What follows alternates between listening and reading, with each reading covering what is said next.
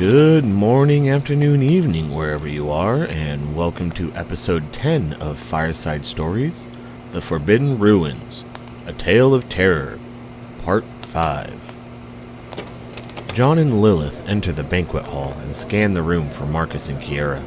They spot them at a table in the corner with what appears to be an enormous banquet. John and Lilith approach the table. You think you have enough food? John says jokingly. Probably not. Marcus strikes back. Marcus was getting hungry, so we ordered for all of us. Kiera explains. John and Lilith sit down, serve themselves some eggs, potatoes, and bread, and begin to eat. What happened last night, Lilith? Marcus asks with a mouthful of food. Marcus, don't talk with your mouth full. Kiera says, giving him a side eye. Marcus swallows his food. Sorry. He apologizes. He looks back to Lilith, waiting for her explanation. I explained to John after you two went to bed after my village was destroyed at the beginning of the war. I had a reoccurring nightmare about a powerful warlock from the northern continent. How do you know he was from the northern continent? Marcus asks, again with a mouthful of food. Kiera glares at him. Marcus gives her an apologetic look as he returns to his plate full of potatoes. He didn't tell me directly, but the spells he showed me require a large amount of magic, the only race with magical reserves large enough for the elves on the northern continent. So why the big rush to leave last night? Kiera asks.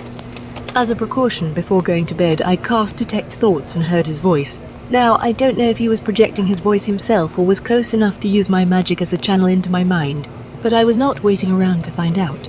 I had already used half my magic reserves to teleport us from the ruins. However, because that was an emergency, I decided it was worth risking magic depletion. Didn't you pack any magic potions? John asks. I didn't think it was necessary since we were only going to fight goblins. I would have used teleport to get us back to the guild once the quest was complete. However, after using it in the ruins, I wanted to save my reserves if we ran into trouble on the journey back. The four continue talking about the journey to the ruins and the artifacts they found inside. John mentions they should speak to the guildmaster. And so, they finished eating breakfast, piled their dishes at the table's edge, and head towards his office. John, Marcus, and Kiera file through the heavy oak double doors that separate Gerard's office from the rest of the guild. Gerard gestures for them to sit in the chairs before his desk as he finishes some paperwork. Gerard completes his signature, places the pen on the desk, and looks at the four adventurers with his hands folded. Now what can I do for you? He asks. Sir, we want to discuss the quest you gave us. Marcus says. Splendid. You were successful, of course. Lord Doyle will be most pleased to hear this. Actually, sir, there were no goblins. Marvelous. A pity you didn't get to hone your skills, but at least the villages are safe. You will be compensated for your time, of course. Gerard reaches into the drawer beneath his desk and pulls out a sack. Kiera's eyes sparkle as she hears the distinct jangle of gold coins coming from the bag. But, sir... Marcus begins. Kiera promptly interrupts him by smacking the back of her hand against his shoulder. Marcus and Kiera exchange looks. Marcus wants to get Gerard's input on the mysterious nature of this quest, while Kiera wants to get paid. John notices their silent argument and interjects. Sir, I know I may not have any say in this matter, but could you tell us who submitted the quest? Was it Lord Doyle? Not directly. The quest was actually submitted anonymously.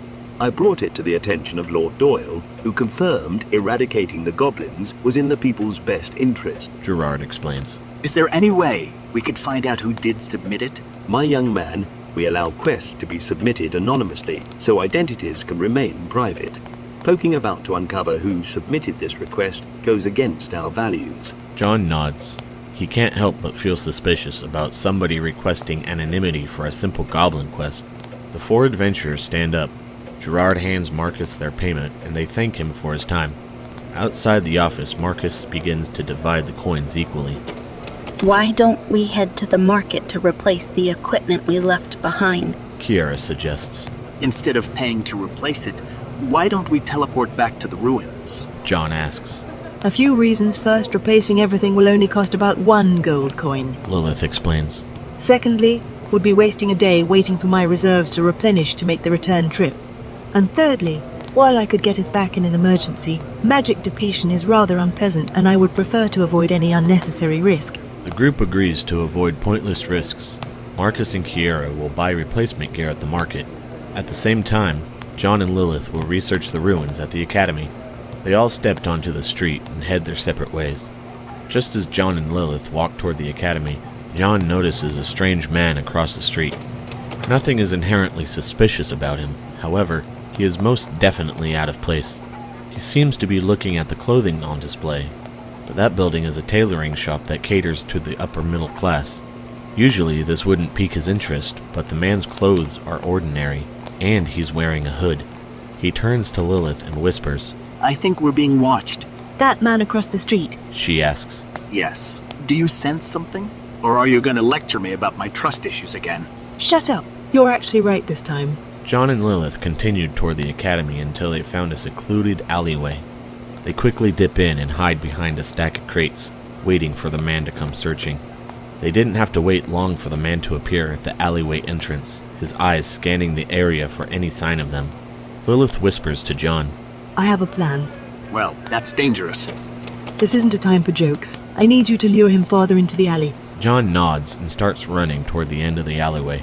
The stalker attempts to pursue him when Lilith instantly appears behind the man, her dagger pressing against his throat. John, you can come back now. She shouts. John stops and turns to see Lilith behind the man. He glances at the crates where they had been hiding. How'd you... I'll explain later. Can you please help me with him? John draws his sword and points it at the man, while Lilith casts a charm spell. She demands to know who he is and why he is following them. The man revealed he was approached on the street and paid 5 gold coins by a man working for Lord Doyle to keep tabs on the two adventurers. John and Lilith look at each other and sigh in exasperation. Just more pieces to this endless puzzle. Lilith removes the charm, and the man relaxes. His eyes widen when he realizes what Lilith had done to him. "What have you done?" the man says shakingly. I'm a dead man." Not if you keep your mouth shut. Lilith snaps. Just tell him we're out buying supplies. The man frantically runs away as John and Lilith continue toward the academy to begin researching the ruins. If you enjoyed that story, make sure to leave a like and don't forget to subscribe to stay in the loop for part 6 and future Fireside stories.